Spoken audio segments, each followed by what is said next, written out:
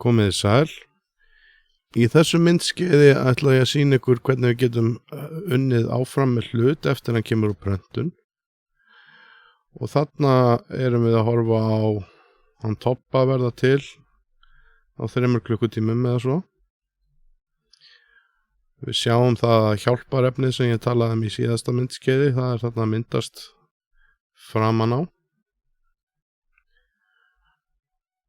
Og ég ákvað á sama tíma að setja hann einnig í gegnum Ultimaker 2 sem hefur aðeins einn stút. Hér sjáum við Tobba tilbúinn í 2 mismunandi prenturum. Í Ultimaker 3 þá sjáum við núna greinilega skilin á milli hjálparefnis og plasts.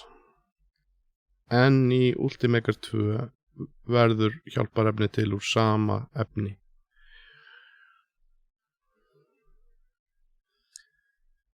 Þess vegna þurfum við hreinlega að nota töng þegar við erum að vinna með Tobba úr Ultimaker 2. En í 3 þá er hjálparefni matarlímsblanda, þannig að við getum bara sett þetta í vatn og leyft þess að leysast upp. Hér má sjá mismuninn á þessari prentun. Ég ákvað að setja fókusinn á hökuna á svörtu útgáfuna á Tobba. Þið sjáið að það þarf að vinna mikla eftirvinnu með þennan hlut út af því að klippurnar náðu þess ekkert fullkomlega og þá er best að nota sandpapír til dæmis, mjög fínan. Á meðan að hinn hluturinn er bara nokkuð flottur. Það er svona smá kusk sem ég þurfti að taka með sandpapír, þarna eins og eyrunum og skottinu. Og þegar hingað er komið í ferlinu hætta margir að vinna með hlutina sína, en við ætlum að fara aðeins lengra með hann Tobba. Og næst ætlum við að fara grunnan. Í þetta notum við sérstakann plastgrunn, sprayformi og það er mikilvægt að hrista vel áður maður byrjar að spraya.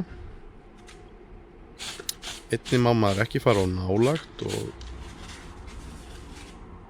og passa sig að vera ekki með of þykkt lag því að þá missum við einhverjar dýrmætar útlínur úr hlutum okkar eða einhver detail. Þetta kom alveg ágætlega út og þá bara væri næsta skref að fara að mála.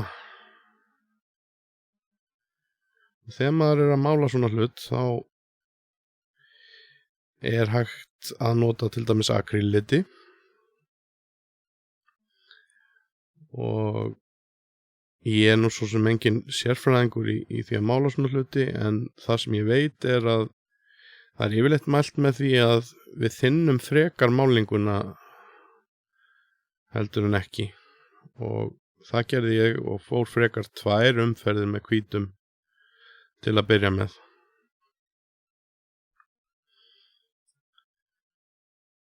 Og þarna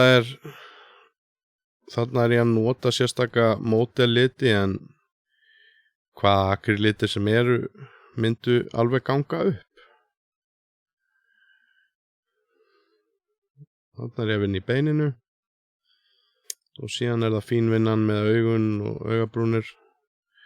Ég þurfti nú meiri sé að laga mistök þarna. Þarna er Tobbi síðan tilbúinn og þarna er ég einnig búinn að lakka hann með nákvæmlega sömu aðferð og þegar ég var að grunna með sérstöku lakki. Hérna eru síðan efnin sem ég notaði við vinnuna. Í Uniform Grey þarna til vinstri plastgrunnur og þeir eru einnig svartur og hvítur eru líka vinsælir í því.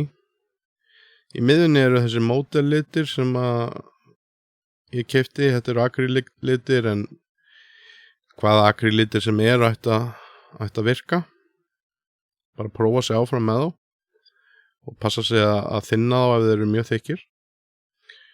Og til hægri síðan lakkið sem ég notaði, en ég setja á hlutin bæði til þess að fá glans en líka til þess að vernda málninguna sem er komin á hlutin.